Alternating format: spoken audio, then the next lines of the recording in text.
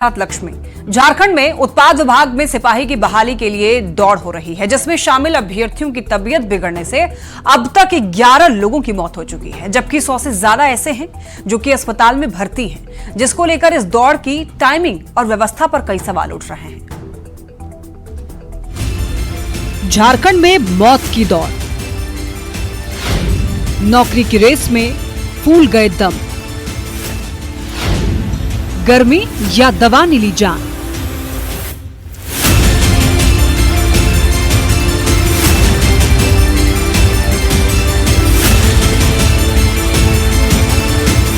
झारखंड में उत्पाद विभाग में सिपाही की बहाली के लिए दौड़ शुरू हुई तो अभ्यर्थियों की उम्मीद जगी कि रेस में सबसे आगे निकलकर वो नौकरी ले लेंगे, जिंदगी संवार लेंगे।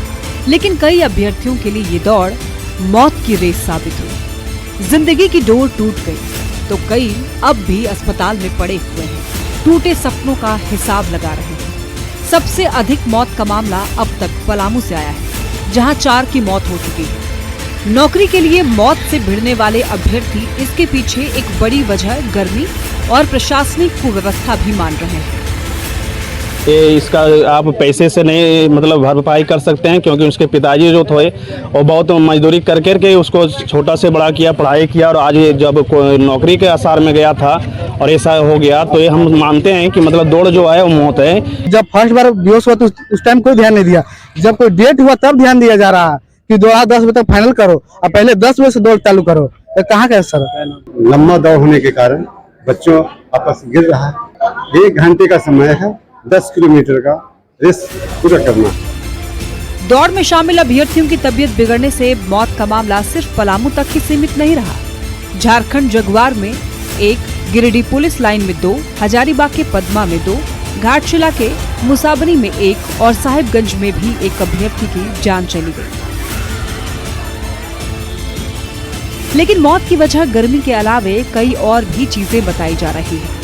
डॉक्टरों को शक है कि नौकरी की रेस में आगे निकलने के लिए कई अभ्यर्थियों ने क्षमता बढ़ाने वाले स्टेरॉइड जैसी उत्तेजक दवा, इंजेक्शन या ड्रिंक का इस्तेमाल किया होगा, जिसका साइड इफेक्ट वो नहीं झेल पाए।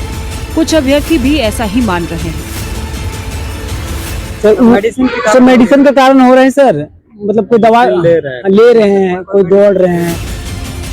सिपाही बहाली के लिए दौड़ में शामिल अभ्यर्थियों की मौत पर सीएम ने संज्ञान लिया तो दौड़ की टाइमिंग में बदलाव किया गया, लेकिन इस पर अब राजनीति शुरू हो गई। राज्य की सरकार की संवेदना जो है पूरी तरह से मरी हुई है। ये पूरी तरह से एक तुगलकी सरकार के रूप में आगे बढ़ रही है।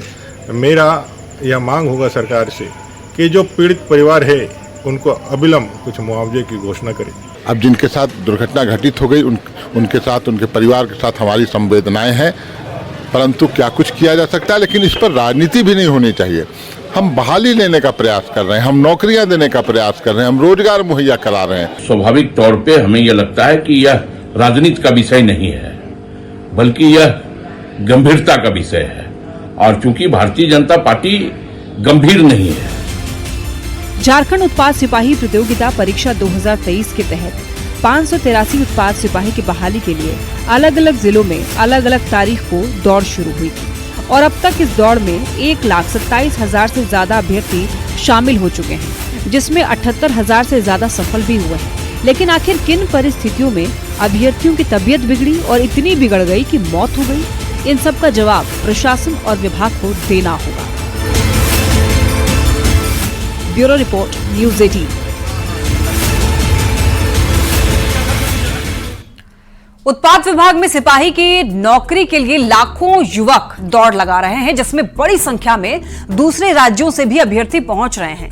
लेकिन दौड़ में शामिल अभ्यर्थियों की तबीयत बिगड़ने से कुछ की मौत हो गई और कुछ अस्पताल में इलाज की पर्याप्त व्यवस्था नहीं होने को लेकर के सवाल उठा रहे हैं। बीजेपी जहां इस मुद्दे को लेकर हेमंत सरकार को घेरने में लगी है, तो हजारीबाग के पद्मा में बनाए गए केंद्र में बड़ी संख्या में युवक युवती दौड़ लगाने के लिए पहुंचे। कुछ व्यवस्था को ठीक बता रहे हैं तो कुछ सवाल उठा रहे हैं। एम्बुलेंस वहाँ पे पहुँच जाएगा, अस्पताल ले जाता है। हाँ। आप लोगों को दिक्कत नहीं? क्या पहले प्रैक्टिस करती थी? हाँ। 15-20 दिन की। हाँ, सिलेक्ट हो गए। सही है सर, लेकिन उतना भी अच्छा नहीं लगा। इंतजाम हम लोग का यहाँ एक बार हुआ था हम लोग का जगह में, तो वहाँ पे बढ़िया इंतजाम था। यहाँ पे भी खैर बढ़िया लगा, उतना भी खराब नहीं था, बहुत अच्छा लगा। लेकिन हम लोग को जितना यात्री लोग आए हुए हैं, गार्जियन लोग, इन लोग का तो कोई व्यवस्था नहीं है। सुबह से हम लोग 4 बजे सुबह आए, ऐसे ही जैसे तैसे जो जहाँ जैसे जो है न खाने का भी व्यवस्था है। कहते हैं कि अगर सही समय पे उचित व्यवस्था हो जाती तो आज हमारा घर का बच्चा बच जाता। आज उस घर का चिराग मिट जा रहा है, उम्मीद लेकर के जा रहा है। तो इस प्रकार से ये सरकार केवल कहीं न कहीं कुर्सी बचाने के लिए कार्य करती है, इसे किसी से कोई लेना देना नहीं। देखिए, झारखंड सरकार के द्वारा उत्पाद सिपाही को लेकर 553 सीटों के लिए जो है वो वैकेंसियां निकाली गई थी, जिसको लेकर अभी हम हजारीबाग के पुलिस प्रशिक्षण केंद्र पदमा पहुंचे हुए हैं। आपको बता दें कि झारखंड के जो है कई हिस्से से यहाँ पे उत्पाद सिपाही के अभ्यर्थी पहुंचे हुए हैं और जो वे लोग हैं वो दौड़ को पूरा कर रहे हैं। बीते दिन जो है कई अभ्यर्थी थे, उनकी मौत की खबरें आ रही थी, उनकी घायल होने की खबरें आ रही थी। उसी को लेकर जो अभी मैं ग्राउंड लेवल पर पहुंचा हूँ और जो है यहाँ की सच्चाई को मैं कुछ दिखाने का प्रयास कर रहा हूँ। जैसा कि यहाँ के जो अभ्यर्थी जो दौड़ के लिए पहुंचे हुए हैं, कई लोगों ने यहाँ पे जो है बताया है कि सब कुछ ठीक ठाक है। कई लोग बता रहे हैं कि कई सुविधाओं का अभाव है, लेकिन जो हमने अभी तक देखा है कि यहाँ पे जो है एम्बुलेंस वगैरह की भी सुविधा की गई है। इसके साथ ही अगर हम बात कर ले तो देखिए, आज का हजारीबाग का जो मौसम है वो काफी सुहाना लग रहा है और ऐसे में आज जो है जो बेहोशी की हालत बताई जा रही थी, जो अभ्यर्थी गंभीर हो रहे थे, उनकी संख्या में जो है आज जरूर कमी देखने को मिल रही है। अगर हम सुरक्षा की बात कर ले तो यहाँ पे सुरक्षा को लेकर भी जो है वो पुख्ता इंतजाम किए गए हैं। जगह जगह पर जो है बैरिकेडिंग किया गया ताकि जो है अनधिकृत लोग जो है वो प्रवेश ना कर पाए और आगे जो अंदर जो बहाली की जो प्रक्रिया चल रही है, दौड़ की प्रक्रिया चल रही है, इसमें किसी तरह का कोई समस्या उत्पन्न ना हो। लेकिन देखने वाली बात होगी कि लगातार इस तरीके से पूरे झारखंड में इस वैकेंसी को लेकर जो दौड़ चल रहे हैं, मौत हो रही है, घायल हो रहे हैं, लोग गंभीर हो रहे हैं, इसमें जो है विभाग कितनी सजग होती है और इन अभ्यर्थियों को कितनी क्या कुछ सुविधा उपलब्ध करवाई जाती है। सुशांत सोनी, न्यूज 18 हजारीबाग। बीजेपी युवा मोर्चा ने उत्पाद सिपाही बहाली में युवाओं की मौत पर रांची में सीएम हेमंत सोरेन के खिलाफ विरोध प्रदर्शन किया।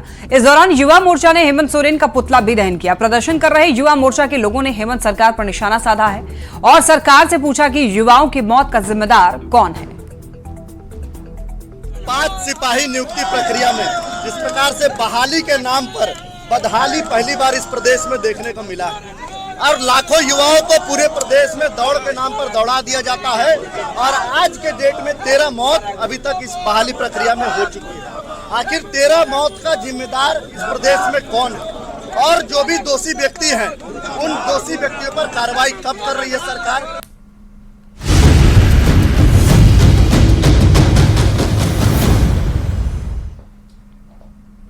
बीजेपी में शामिल होने के बाद पहली बार आज झारखंड के पूर्व सीएम चंपाई सोरेन सरायकेला पहुंचे, जहां समर्थकों ने उनका ग्रैंड वेलकम किया।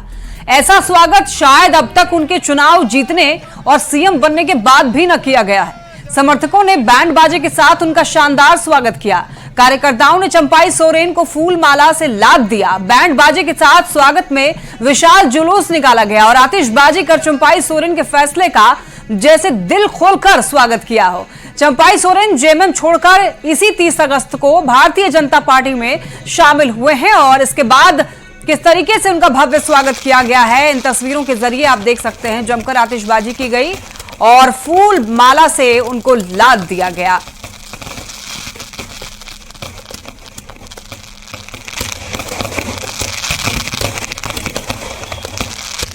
कोल्हान टाइगर का ग्रैंड वेलकम इन तस्वीरों के जरिए आप देख सकते हैं। भारतीय जनता पार्टी में शामिल होने के बाद ये पहला दौरा कह सकते हैं आप। ये देखिए, लंबा जुलूस निकाला गया। भारतीय जनता पार्टी के कार्यकर्ताओं में कितना उत्साह चंपाई सोरेन को लेकर के कि वो भारतीय जनता पार्टी में शामिल हो गए। और इस जुलूस को देखने के बाद, इस ग्रैंड वेलकम को देखने के बाद ऐसा कहा जा रहा है कि चंपाई सोरेन के चुनाव जीतने के बाद भी कभी जेएमएम की तरफ से उनका इस तरीके से स्वागत नहीं किया गया और यहां तक कि उनके मुख्यमंत्री बनने के बाद भी इस तरीके की आतिशबाजी और इतना उनका भव्य तरीके से ग्रैंड वेलकम कहीं नहीं किया गया हो। और यहां पर भारतीय जनता पार्टी में शामिल होने के बाद देखिए किस तरीके से खुशी मनाई जा रही है, आतिशबाजी की जा रही है। ये तस्वीरें ये बयां कर रही हैं कि लोग, जो कार्यकर्ता हैं, भारतीय जनता पार्टी है, वो कितने खुश है चंपाई सोरेन के इस पार्टी में शामिल होने के बाद। देख सकते हैं आप कोल्हान टाइगर का ग्रैंड वेलकम ग्रैंड वेलकम की ये कुछ झलक आपको दिखा रहे हैं। ढोल नगाड़े बजा करके स्वागत किया गया, बैंड बाजे के साथ स्वागत, फूल मालाओं से उनको लाद दिया गया। झारखंड में चुनाव से पहले एक बड़ा विवाद अब खड़ा हो चुका है। राज्य सरकार की महत्वाकांक्षी मुख्यमंत्री मैया सम्मान योजना को हाईकोर्ट में चुनौती दी गई है। सिमडेगा के निवासी विष्णु साहू ने अपने वकील राजीव कुमार के जरिए जनहित याचिका दायर कर इस योजना पर रोक लगाने की मांग की है। याचिकाकर्ता का आरोप है कि सरकार चुनाव नजदीक देख करके मतदाताओं को लुभाने के लिए मुफ्त की योजनाएं बांट रही है। कि आपने पौने 5 वर्षों तक इस प्रकार की योजना क्यों नहीं प्रारंभ करने का काम किया। अब चुनाव आया तो तरह तरह का प्रलोभन दे करके लोगों को झांसे में ले करके इस प्रकार की योजनाएं चलाने का काम कर रहे हैं। भारतीय जनता पार्टी आएगी सरकार में और निश्चित आएगी और इससे बेहतर योजना लेकर के हम लोग बेटी बहनों के लिए आएंगे। वो भाजपा का कार्यकर्ता है और भाजपा का कार्यकर्ता इस तरह की लोकप्रिय योजनाओं को कैसे रोका जाए, नारी का महिलाओं का सशक्तिकरण न हो, हम उनको राहत नहीं पहुंचा पाए, हम उनको मदद न कर पाए, मैया का सम्मान न हो, यही वो चाहते हैं, तो भाजपा को इसकी बहुत बड़ी कीमत चुकानी पड़ेगी। चंपाई सोरेन को लेकर शिवराज सिंह चौहान का बड़ा बयान, कहा वो सचमुच में झारखंड के टाइगर हैं। वो आंदोलन की भट्टी में तप करके निकले ऐसे नेता हैं जिसने जेएमएम को खड़ा किया। जनता में उनका आदर है, वो चिंतित हैं और झारखंड को बचाने के लिए वो भारतीय जनता पार्टी में शामिल हुए हैं।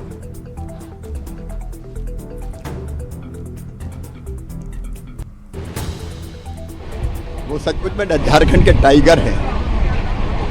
आंदोलन की भट्टी में तब के निकले ऐसे नेता जिनने जेएमएम को खड़ा किया और अलग झारखंड बनाने में भी उनकी बहुत उल्लेखनीय भूमिका है। जनता में उनका आदर है। वो झारखंड को बचाने के लिए भारतीय जनता पार्टी में आए हैं। जिस ढंग से विदेशी घुसपैठ के कारण झारखंड तबाह और बर्बाद हो रहा है, बेटियों से शादी करके उनके नाम पे जमीनें खरीदी जा रही हैं, वो चिंतित है। जिस ढंग से नोटों के पहाड़ बरामद हो रहे हैं भ्रष्टाचार, उससे वो चिंतित है। और जिस ढंग से उनको अपमानित किया गया, मुख्यमंत्री होते हुए नियुक्ति पत्र नहीं बांटने दिए, कार्यक्रम नहीं करने दिए, क्योंकि जेएमएम पति पत्नी की पार्टी बन के रह गई है और इसलिए उन्होंने झारखंड को बचाने के लिए भाजपा का दामन थामा है। झारखंड में चुनाव को लेकर जेएमएम ने निर्वाचन आयोग पर सवाल उठाए हैं। जेएमएम का आरोप है कि बीजेपी के इशारे पर निर्वाचन आयोग काम कर रही है। जेएमएम का साफ कहना है कि झारखंड में भी बीजेपी समय से पहले चुनाव कराने की बात कर रही है।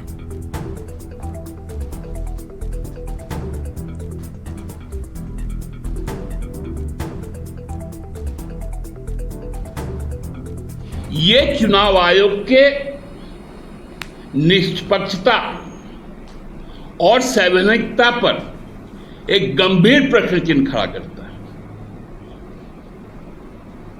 कि भाजपा का जो भी डिक्टेशन होगा वो चुनाव आयोग मानेगा, चाहे वो लोकसभा का चुनाव हो या राज्यसभाओं का चुनाव। Jamtara chamber of commerce and industries ने कृषि बाजार समिति टैक्स का विरोध किया। इसके विरोध में चैम्बर के सभी सदस्य काला बिल्ला लगाकर काम कर रहे हैं। चैम्बर के अध्यक्ष संजय अग्रवाल ने राज्य सरकार को चेतावनी दी और कहा कि अगर सरकार ये कानून वापस नहीं लेती तो आगामी विधानसभा चुनाव में सत्ता पक्ष के उम्मीदवार को वोट नहीं मिलेगा।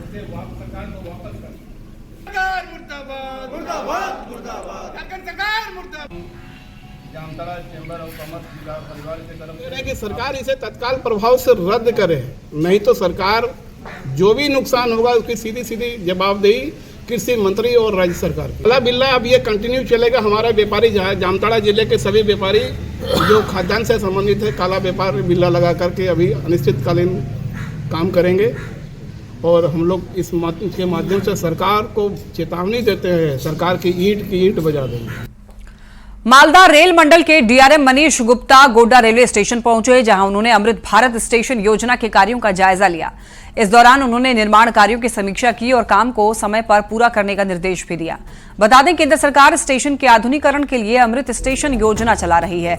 इसके तहत यात्रियों की सुविधा के लिए देश भर के 1247 स्टेशन का आधुनिकीकरण किया जा रहा है, जिसमें गोड्डा स्टेशन भी शामिल है। गोड्डा जो हम लोगों का एक बहुत ही महत्वपूर्ण स्टेशन है, काफ़ी इम्पोर्टेंट ट्रेन्स यहाँ से निकलती हैं और ये हमारा अमृत भारत स्टेशन स्कीम का भी एक पार्ट है, महत्वपूर्ण पार्ट है। तो उसी की कार्य की प्रगति का जायज़ा लेने के लिए यहाँ पर आए हैं और ये देखने के लिए कि इसमें और क्या इम्प्रूवमेंट हम लोग फेज़ 2 में अगर ज़रूरत पड़े, यात्रियों की सहूलियतें, उनकी आवाजाही के लिए, तो वो हम लोग इसका समीक्षा कर रहे हैं। झारखंड के अलकायदा मॉड्यूल कनेक्शन से जुड़ी खबर, संदिग्ध आरोपी डॉक्टर इश्तियाक अहमद के नेटवर्क की जांच अब तेज हो चुकी है। इश्तियाक ने अपना नेटवर्क कहां तक फैला रखा था और युवाओं को अलकायदा मॉड्यूल में कैसे जोड़ता था, इसकी जांच की जा रही है। सबसे अहम यह है कि इस बार पकड़े गए संदिग्धों के तार कहीं पुराने आतंकी मामले से तो नहीं जुड़े हैं, इसकी भी जांच की जा रही है। उसमें जितने भी लोगों की गिरफ्तारियां हुई हैं उसमें जो हमारे पास एटीएस में भी जो पूर्व में अनुसंधान अंतर्गत इस मॉड्यूल के विरुद्ध जो भी कांड दर्ज हैं, इसमें जिन लोगों की गिरफ्तारियां हुई हैं या जो संदेही थे उनको भी हमारे कांडों से अगर कोई उनका लिंक होता है या हमारे कांड में अगर उनकी किसी भी प्रकार की संलिप्तता थी तो उनको हम रिमांड करेंगे, उनको हम अरेस्ट करेंगे या उनको अगर उस पर जो भी भविष्य में कार्रवाई करनी है वो करेंगे। तो इसको हम लोग अपने भी जो कांड हैं जो एटीएस में या राज्य के जिलों पुलिस में अगर कहीं कांड दर्ज हैं उसमें अगर कोई कांड अंडर इन्वेस्टिगेशन है तो ये जितने भी गिरफ्तारियां हुई है उस लेंस से भी देखा जाएगा और उसमें उनके विरुद्ध अगर कार्रवाई की जाएगी। धनबाद में एक महिला नेता की दबंगई का वीडियो सोशल मीडिया पर तेजी से वायरल हो रहा है, जिसमें लाठी डंडे से लैस महिला नेत्री अपने 10 से 12 महिला कार्यकर्ताओं के साथ पहुंची और फिर जमीन में चल रहे काम को रुकवाकर जमीन की बाउंड्री को जबरन तोड़ दिया। बता दें आपको, जाते जाते जमीन मालिक को 10 लाख रुपए की रंगदारी और जितेंद्र कुमार सिंह से मिलने को भी कहा। जमीन मालिक की शिकायत पर पुलिस ने मामला दर्ज किया और आगे की कार्रवाई शुरू की गई। कि मेरा जो ज़मीन में है कोई नेत्री लेडीज़ के द्वारा मेरे ज़मीन में जाकर मेरे काम को रुकवाया जाता है, बाउंड्री वाल को तोड़ के गिराया जाता है और बोला जाता है कि आप जाके जितेंद्र कुमार सिंह से मिलिए और वहाँ उनसे नहीं मिलिएगा और रंगदारी आपको देना पड़ेगा। 10 लाख रुपए का रंगदारी का मांग किया जा रहा है। रामगढ़ के पतरातू में निर्माणाधीन PVUNL पावर प्लांट सफल परीक्षण कर लिया गया है। 4000 मेगावाट के पावर प्लांट के एक बॉयलर को फ्यूल से लाइट अप करके परीक्षण किया गया और जल्द ही कोयला से लाइट अप कर यहां से बिजली का उत्पादन भी शुरू किया जाएगा। और अधिक जानकारी दे रहे हैं न्यूज 18 संवाददाता जावेद खान। मैं मौजूद हूं पतरातू के PVUNL गेट पर। आप हमारे पीछे देख सकते हैं, दरअसल पतरातू में PVUNL के 4000 मेगावाट क्षमता के सुपर क्रिटिकल पावर प्लांट के पहले बॉयलर को फ्यूल से लाइट अप कर दिया गया है और इसका सफल परीक्षण कर लिया गया है। इसके बाद यहाँ के अधिकारियों और कर्मियों में उत्साह का माहौल देखा जा रहा है। आपको बताना चाहेंगे कि इस पावर प्लांट का आधारशिला वर्ष 2018 में भारत के प्रधानमंत्री नरेंद्र मोदी ने रखा था। कोविड काल में इसके निर्माण पर थोड़ा असर पड़ा था, लेकिन बताया जा रहा है कि जिस गति से इस पावर प्लांट का निर्माण किया जा रहा है, अगले वर्ष से यहाँ से बिजली का उत्पादन शुरू कर दिया जाएगा। बताया गया कि PVUNL के सुपर क्रिटिकल पावर प्लांट से पहले चरण में 2400 मेगावाट बिजली का उत्पादन किया जाएगा। इसके बाद यहाँ से कुल 4000 मेगावाट बिजली का उत्पादन किए जाने का लक्ष्य रखा गया है। तो झारखंड तो बिजली के मामले में आत्मनिर्भर बनेगा ही, साथ ही यहाँ की बिजली देश के दूसरे हिस्सों में भी वितरित की जाएगी। ऐसे में पूरे देश और झारखंड की निगाहें पतरातू में बन रहे PVUNL के पावर प्लांट पर लगी हुई है। जावेद खान, न्यूज 18 रामगढ़। गढ़वा के रजिस्ट्री निबंधन कार्यालय को नए भवन में शिफ्ट करने की तैयारी चल रही है, जिसको लेकर जिला दस्तावेज नवीस संघ ने कड़ा विरोध जताया है। नवीस संघ ने मिथिलेश ठाकुर से मांग की है कि कार्यालय को शिफ्ट नहीं किया जाए। नवीस संघ का कहना है कि हमारे पास 35 वर्षों का रिकॉर्ड रखा हुआ है। अगर रजिस्ट्री ऑफिस 3 किलोमीटर दूर शिफ्ट हो जाएगा तो हम लोगों के लिए परेशानी बढ़ जाएगी। निबंधन कार्यालय को यथावत यहाँ रखने का बात हुई है, चल रहा है और हो सकता है कि हाँ रुकेगा और उससे हम लोग बहुत खुश हैं कि भाई अगर रुक जाएगा। चैम्बर, सचिव का चैम्बर, निबंधन कार्यालय परिसर में शेड है, वहाँ पर कुछ नहीं है और वहाँ न खड़ा होने का भी जगह, ये आम जनता कहाँ बैठेगी, कहाँ काम होगा, कोई वैसा जगह नहीं था, इसलिए हम लोगों को परेशानी था। गुमला में हाथियों का आतंक देखने को मिला। डुमरी थाना क्षेत्र के खेतली पंचायत अंतर्गत सिरमी गांव में देर रात 2 जंगली हाथियों ने जमकर उत्पात मचाया और 2 घरों को ध्वस्त कर दिया। फसलों को भी रौंद कर बर्बाद कर दिया, जिससे ग्रामीणों का लाखों का नुकसान हुआ। वन विभाग के खिलाफ भी ग्रामीणों में काफी ज्यादा आक्रोश देखने को मिल रहा है। स्थानीय लोगों का कहना है कि वन विभाग के अधिकारियों को सूचना दी गई थी, लेकिन उनकी तरफ से कोई पहल नहीं की गई। जहाँ मतलब 11 बजे रात को हाथी ने आकर ढहा दिया, तो उसी वक्त मुखिया साहब को फ़ोन किया गया। उसने अपना संग साथ को लेकर के देखने के लिए आए, देख कर के गए, फिर फ़ोन किए इधर उधर, फिर भी जंगल विभाग का भी कोई देखभाल करने के लिए अभी तक नहीं आए हैं। तो जितना भी। और इसी के साथ इस बुलेटिन में इतना ही। चलते चलते एक नजर हेडलाइंस पर।